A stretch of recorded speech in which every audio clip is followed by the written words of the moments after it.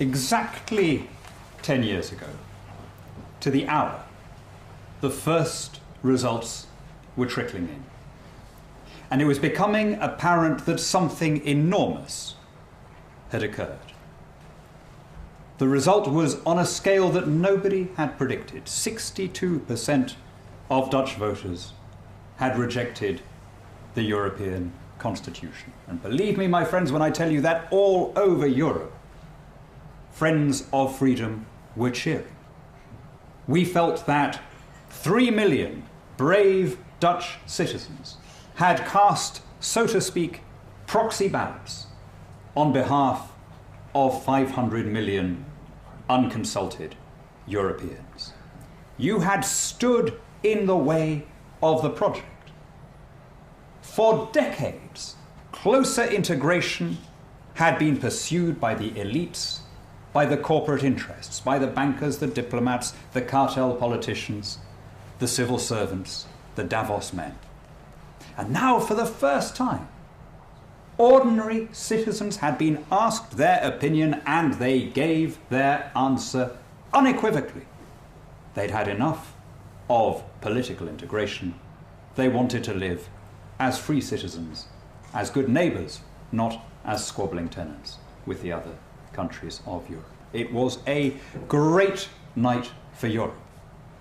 I can't remember so many people wishing that they were Dutch, or at least wishing that they'd been involved. Is it Henry V says, "Gentlemen in England now abed shall think themselves accursed they were not here." Well, there were plenty of us feeling accursed that we were not here on the 1st of June 2005. Well, here we are, 10 years on. What has happened? Every single measure in the European Constitution has been implemented anyway, without exception. A president of Europe, a foreign minister and an army of diplomats, treaty-making powers and legal personality for the Union, an extension of majority voting, a scrapping of national vetoes. Every dot and comma of the Constitution was implemented regardless.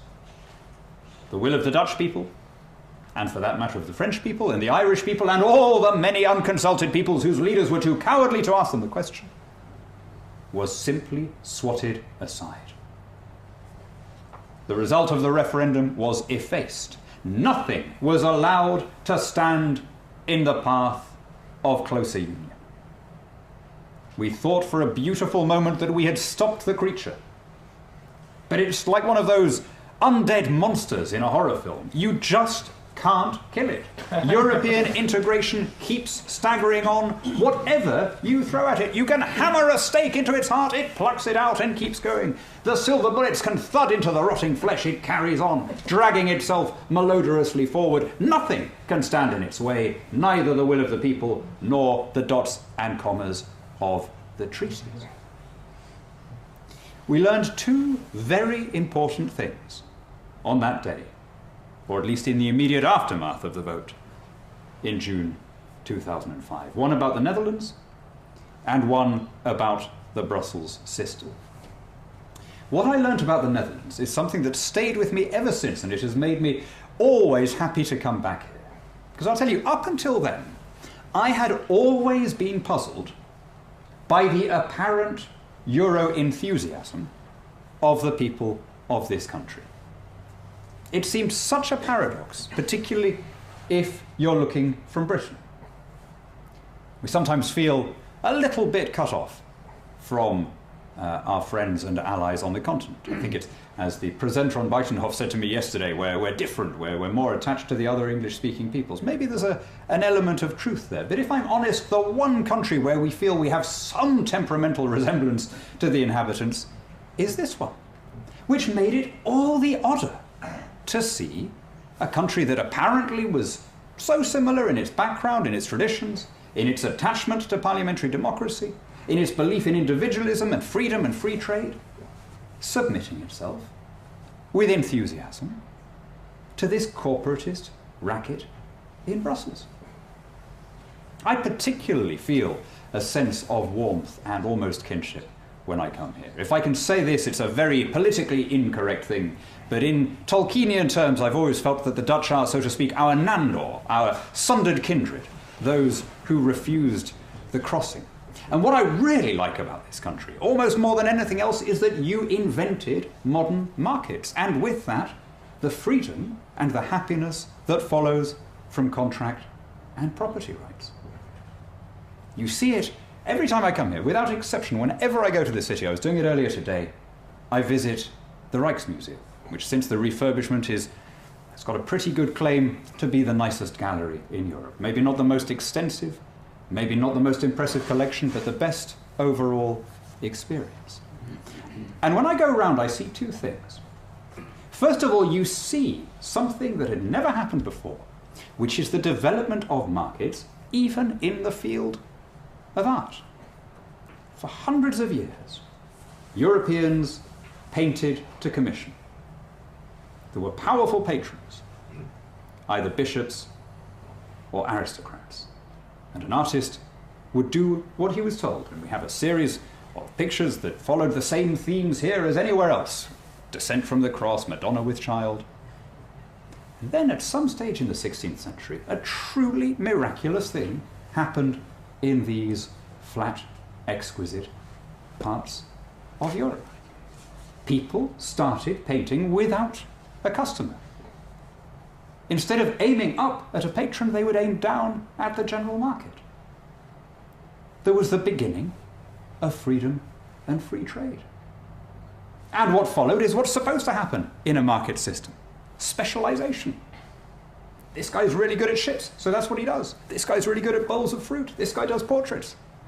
And because that's all they're doing, they get better and better. It's the basis of the market system.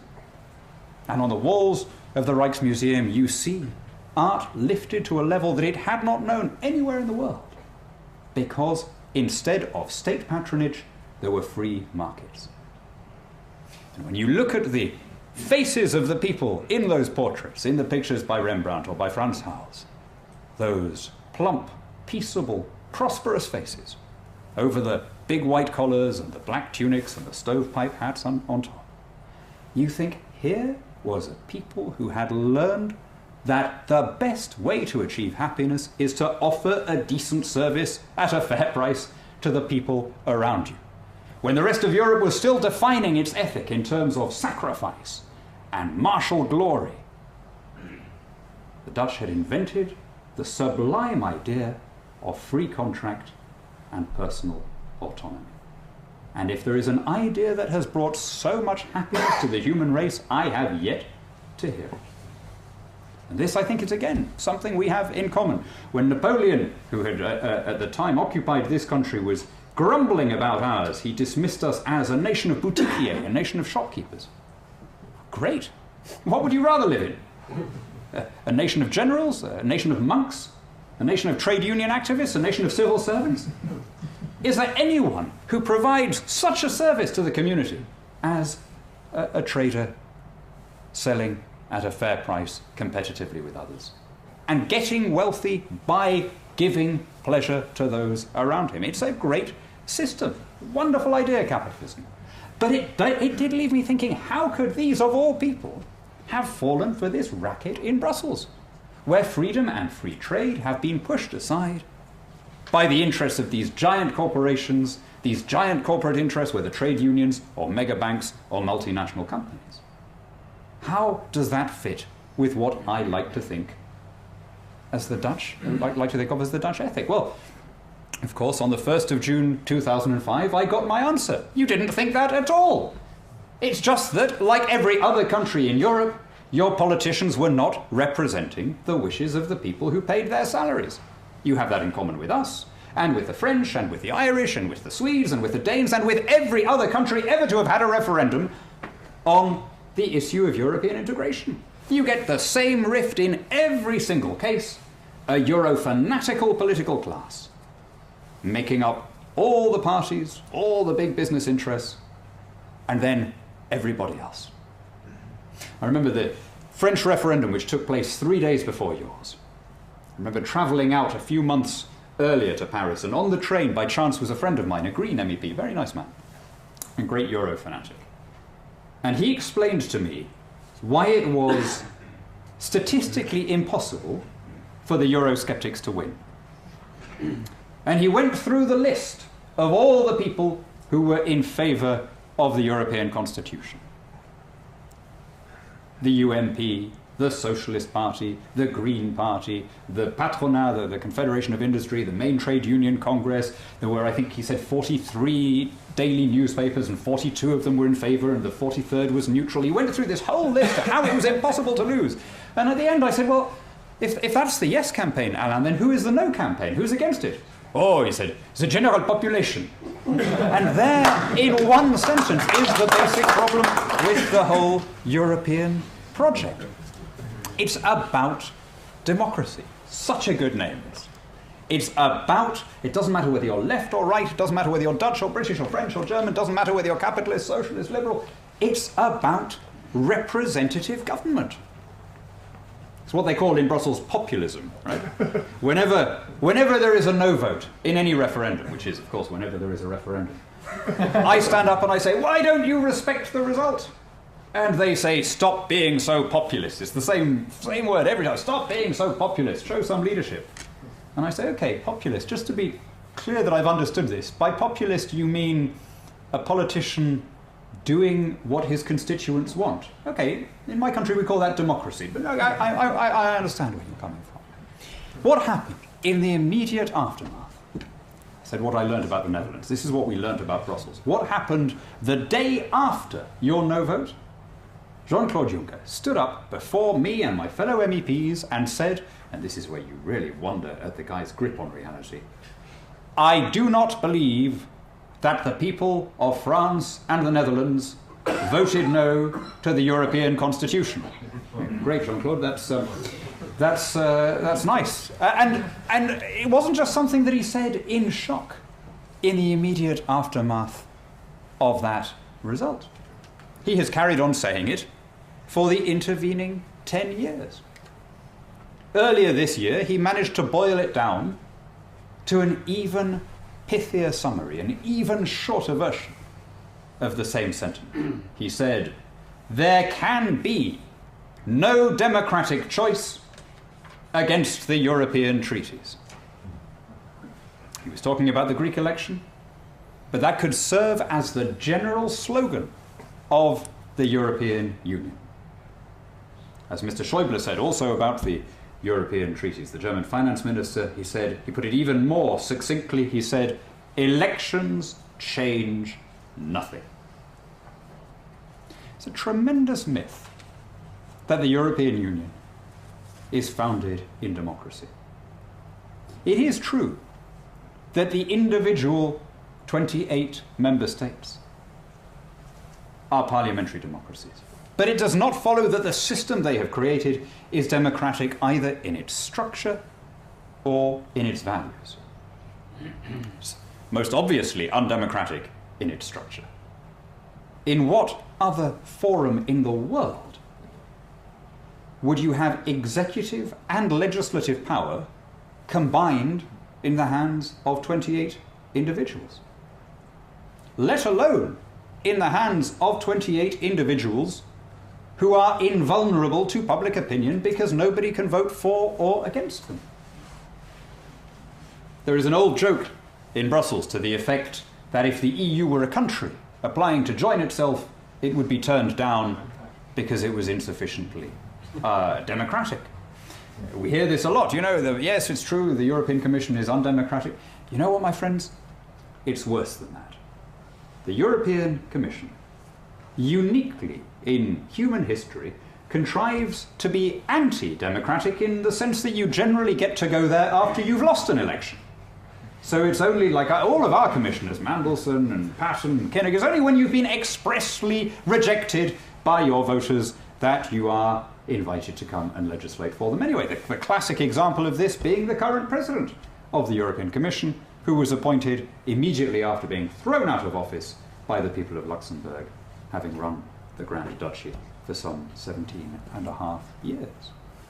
But it's not just that the Commission is undemocratic, it's not just that the EU is not an accountable or open system.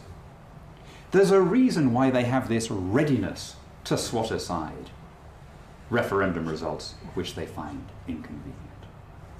Deep down, they don't believe that either democracy or freedom or the dots and commas of the treaty should be allowed to stand in the way of deeper integration. The cause for them is everything. The end justifies the means. Some of them are true believers. Some of them have just learned how to do very well out of the system. In some ways, I'm reminded of the Warsaw Pact countries, Kirk in 1980. There were one or two people who still believed in Marxism-Leninism. There were many more who understood that they were doing very nicely as apparatchiks in that system. But the one thing that they all had in common is that they didn't contemplate for a moment allowing the people to decide whether they wanted to keep it going. Now, if you think that I'm overdoing this, if you think that that is too strong a parallel, cast your minds back to what happened at the end of 2011, when in Italy and in Greece we saw Brussels-backed coups, civilian coups, in which elected prime ministers were toppled and replaced by Brussels apparatchiks who had never stood for office. In the case of Greece, Lucas Papadimos, former vice president of the European Central Bank. In the case of Italy, Mario Monti, former vice president of the European Commission. Neither man had ever invited his fellow countrymen to express a view on whether he should be elected. They both headed what were called national governments. But these were governments put together for the sole purpose of pushing through changes that would have been rejected by the nation in a general election. If you like, it was the culmination of the logic of the whole European project. Apparatchiks in Brussels were able to rule directly through apparatchiks in Rome and Athens. The people and their elected representatives were cut completely out of the picture. That's the first great myth about the European Union, the idea that it's founded in democracy. And that's why it is so heartening to see you, ladies and gentlemen, gathered here in the name of democracy to propose something better. I want to run through 4 more myths of the European Union, because I can't think of a system other than perhaps that of the old nomenclatura, based on such a mismatch between what is claimed and what is. So if myth number 1 is that the EU is based on democracy, myth number 2 is that the European Union is a successful free trade area. What's the phrase that the Brussels propagandists keep using? The biggest internal market in the world, right? Now, as you're going to hear in a moment from my friend Gu, it is not a free trade area at all. It is a customs union. Now that may sound like a technical distinction, but believe me, it's absolutely critical. The difference between a free trade area and a customs union is this. A free trade area is a group of states that have chosen to eliminate tariffs and non-tariff barriers on the goods and services between them. They generally try and establish a market based on mutual product recognition. And an example of a free trade area is NAFTA, or ASEAN, or indeed, which we're going to hear about in a moment, EFTA, the European Free Trade Association. The customs union does something else. It absorbs the commercial policies of all of the member states. It erects a common tariff wall around the outside. And so although it reduces customs tariffs internally, it replaces them with a common external tariff. That's what the European Union has done. Now, it's very unusual in being an international customs union. Most customs unions happen when one country is in effect administering another. Okay, there is a customs union between Swaziland and South Africa. There is a customs union between Israel and the occupied part of the West Bank. It's a very unusual thing to have sovereign nations following this model. Why does it matter? Why is this distinction so important? I'll tell you why. Because Europe is now the only part of the world that is experiencing no economic growth.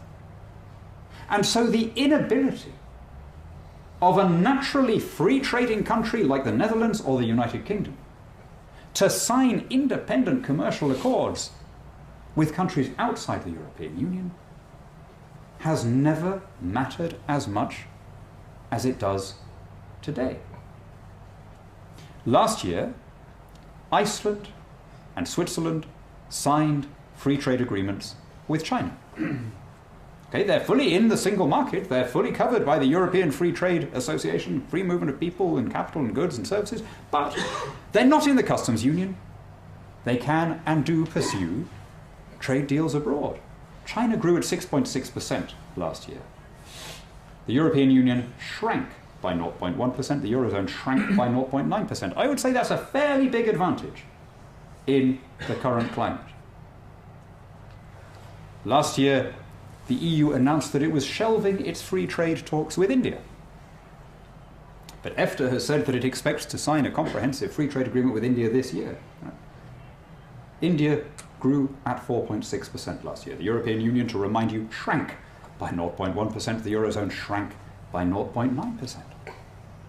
My friends, we have this in common as Dutch and British people. We don't sit on huge natural resources, either in your country or in mine. We have always been maritime people, trading people. We have to make our way in the world by what we buy and sell. That means we have to be where the customers are. And with every day that passes, there are fewer and fewer customers in Europe. And as long as we are held back by the collective protectionism of the EU, as long as we are unable to sign properly liberal trade deals because it upsets textile workers in Italy or filmmakers in France or farmers in Poland, we are not able to exploit the opportunities that come on a planet. Well, you know, I made a joke a few months ago. I said every continent is experiencing economic growth except Antarctica and Europe. And a Spanish friend of mine sent me a cross email. And as I read through his figures, I had to accept that I was wrong and he was right.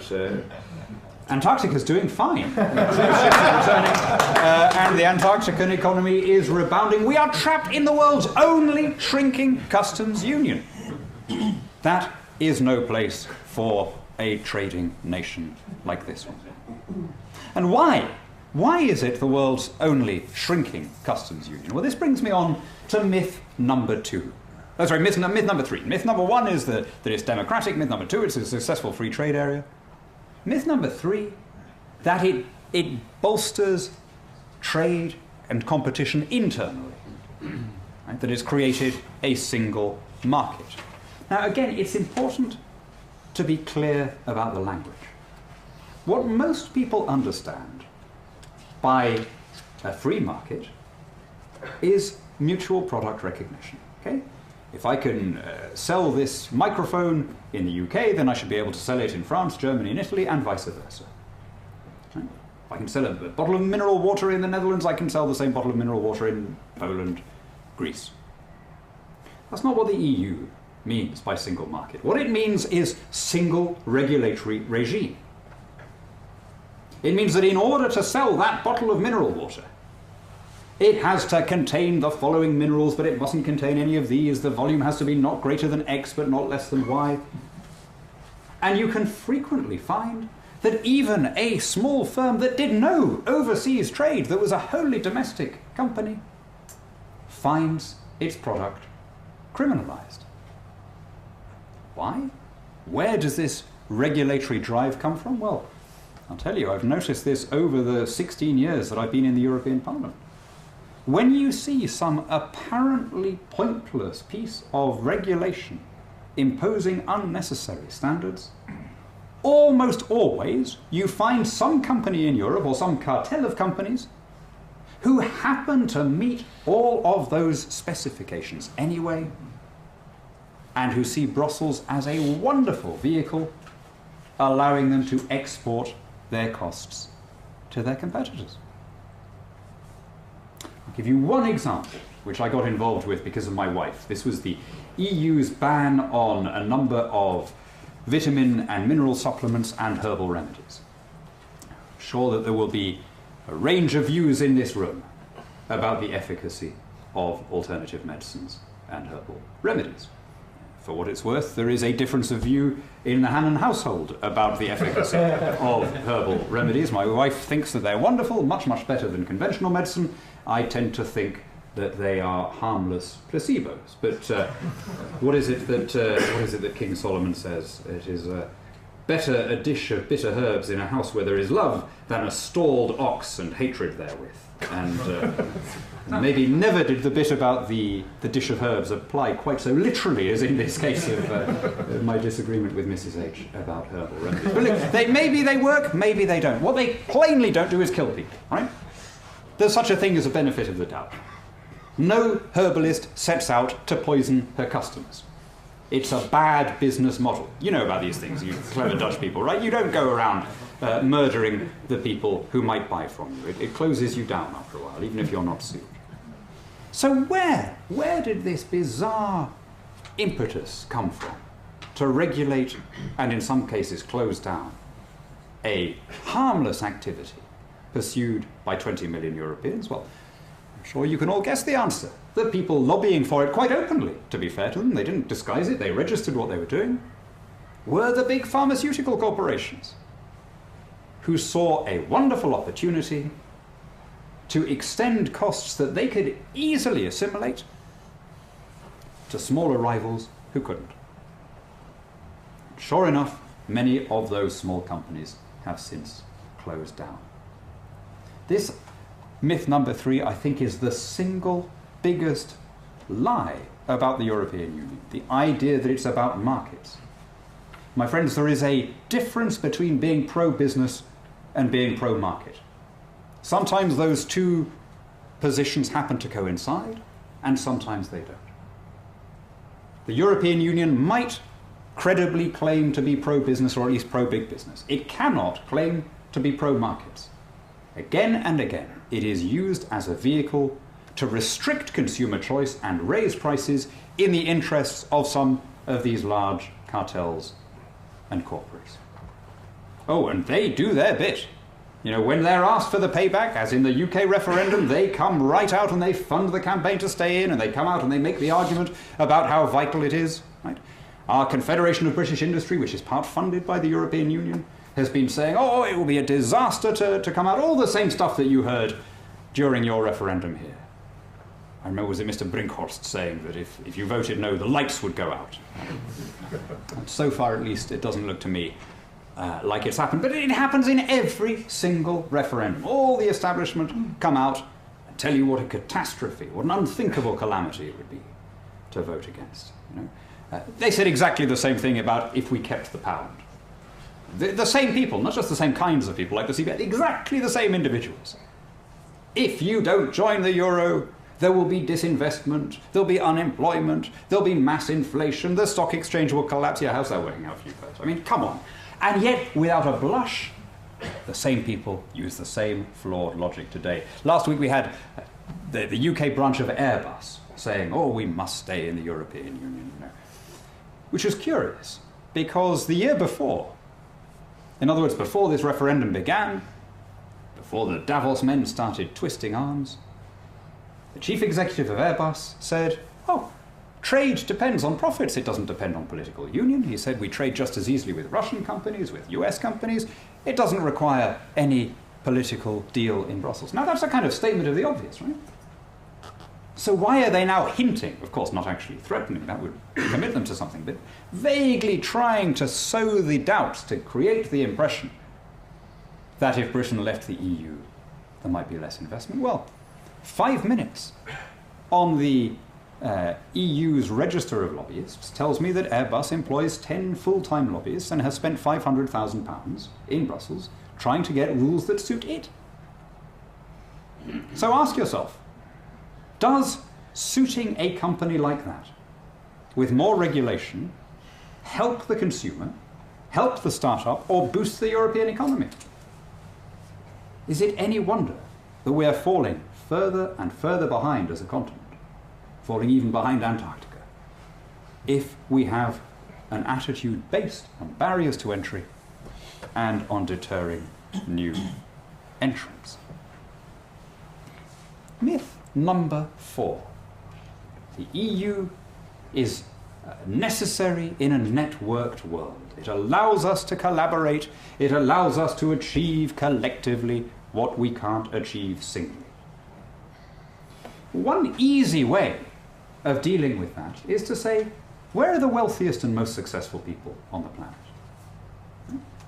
I mean, if size were what counted, if you had to be part of a big bloc in order to succeed, then China would be wealthier than Hong Kong, and Russia would be wealthier than Estonia, and Indonesia would be wealthier than Brunei, and the EU, for that matter, would be wealthier than Switzerland. In fact, what are the richest countries in Europe? Norway and Switzerland. It's telling you something. Spot the connection. And if you look at where the wealthiest people on the planet live, it is generally in tiny territories. In the UAE, in the Channel Islands, in Monaco. Okay, you could say, oh yeah, well, they're tax havens. Right, why did they become tax havens? They became tax havens because they had low taxes. And why do they have low taxes? Because they're small, because they don't have the duplication, the bureaucracy, and the remoteness of government that comes in a big bloc like the European Union. It's just not true that you need to be part of a large bloc in order to flourish. And it is certainly not true that you have to go through Brussels in order to collaborate with the countries around you. There's this extraordinary idea that the alternative to the European Union is some kind of atomized world, some anarchy, where no country ever talks to any other. We're told this over and over again. You point to any Brussels policy that is wasteful, that is corrupt, and you're always told, but the nature of this policy is cross-border, and therefore we need a common European policy. So I was listening yesterday to Ken Clarke, the great British Europhile, defending the common fisheries policy by saying the fish don't recognise national borders. He tells us this as though it's an original insight of his. Really, Ken? You mean they swim around? Who'd have thought it? Yeah. There you go. Yes, of course it's true that the fish don't recognise international borders. Of course the fish don't carry passports, for goodness sake. We know that. And yet everywhere else, countries with fish stocks manage to reach sensible bilateral or multilateral deals with each other. So that if the fish are spawning in the waters of country A, but are growing to maturity in the waters of country B, countries A and B get together and they work out a quota system. And this is what Iceland does, it's what New Zealand does, it's what the Falkland Islands do. It's just not true that you need to have bureaucrats in Brussels telling you how to do this. And in fact, when you invite the bureaucrats in Brussels to come and tell you how to do it, you end up, as we have done in the North Sea, with no fish.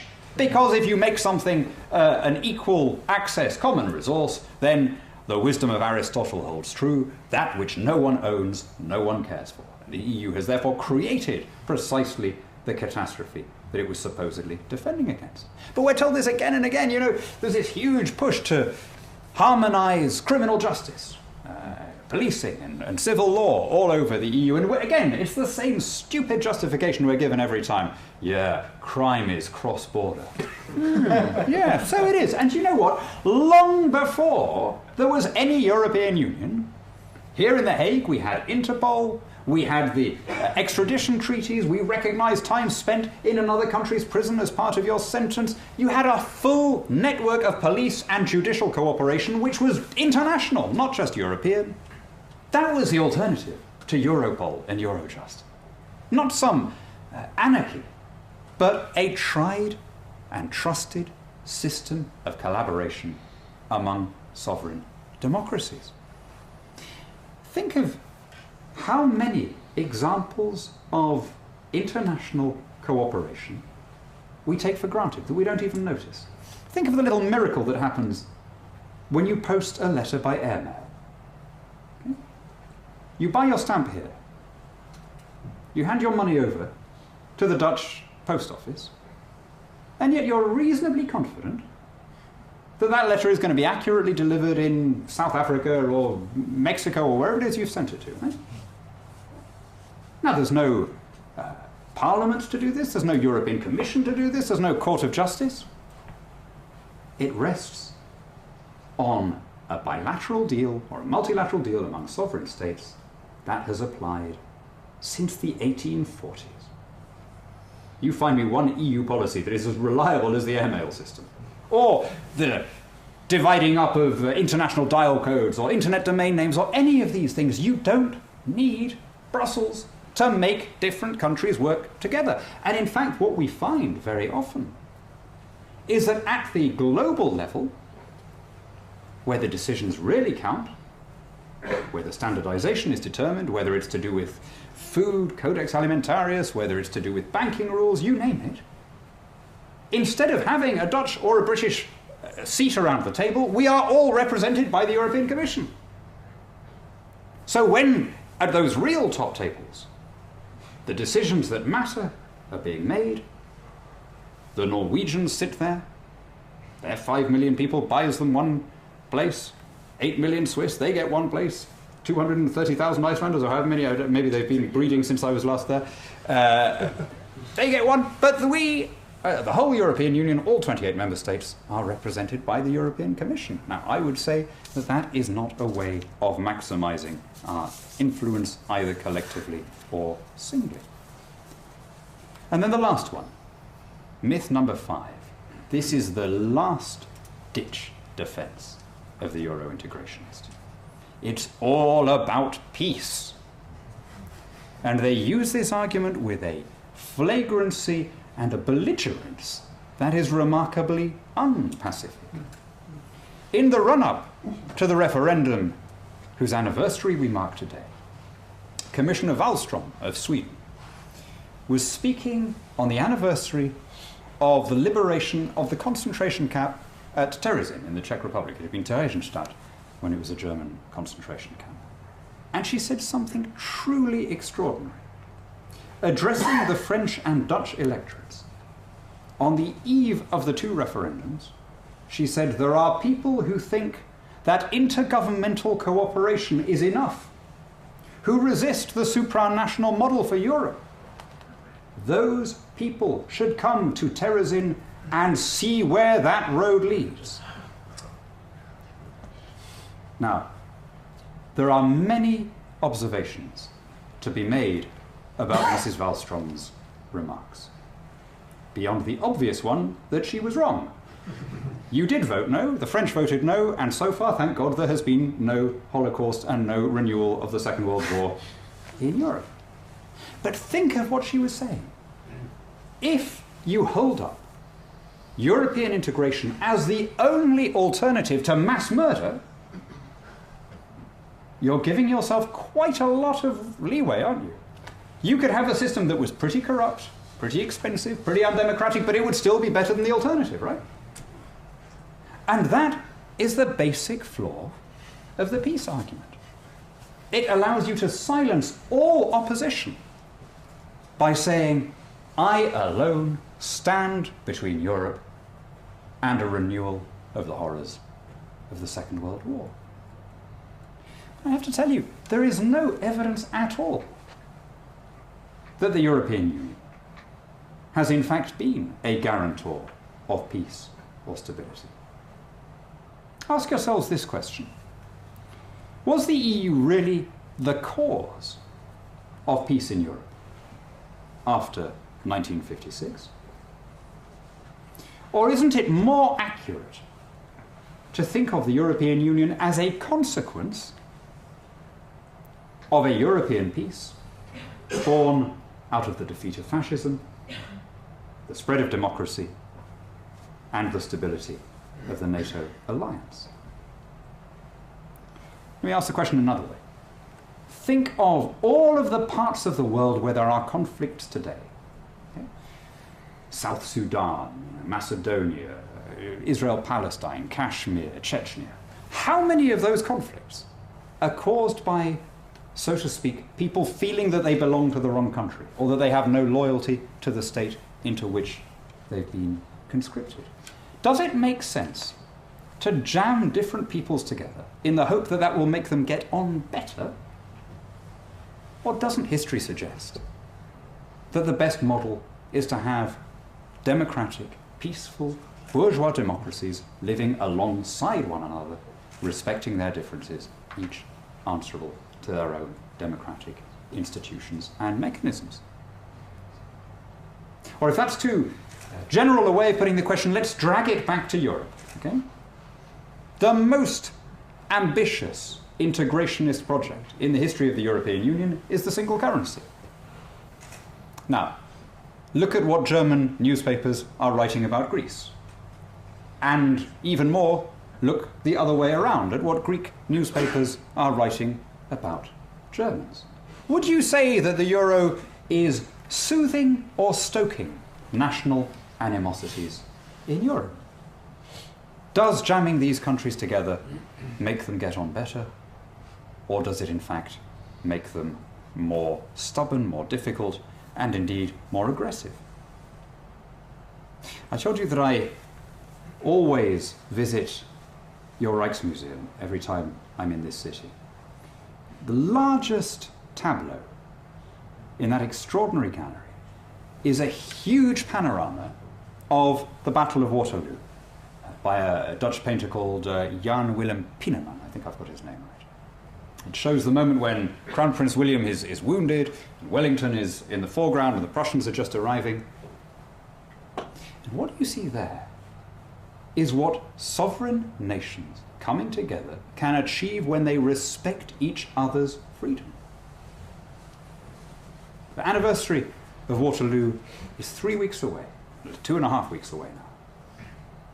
It marks a previous attempt to unite Europe in tyranny, with an external tariff wall around it, with a powerful bureaucracy, and with a contempt for the national principle and a contempt for the rights and freedoms of smaller countries. The battle that we are joined in is not a battle that pits one people against another, but rather that puts lovers of freedom and respecters of the patriotism of other countries all on the same side against this corporatist racket, this undemocratic system in Brussels. And so when you defend your interests as Dutch patriots, you are also speaking up for the freedom of every other people in Europe. Nothing could be more false than the idea that patriotism makes you look down on another country. The reverse is true. The best kind of patriot is the one who respects the freedom of all friendly peoples. It's our patriotism that makes us behave unselfishly, that makes us recognize an obligation to the people around us. It's our patriotism that makes us pay taxes to support strangers, that makes us obey laws even when we think they're stupid laws, that makes us accept election results even when our party has lost. That's the basis of European civilization, one that respects the pluralism, the diversity, the variety that enriched, ennobled, and elevated this continent. We, my friends, are the true Europeans, not those who have stolen that name in order to hatch this plot of centralizing the whole continent in autocracy. We can do better. We can replace this racket with a different kind of Europe, one based on free markets, free nations, and free people.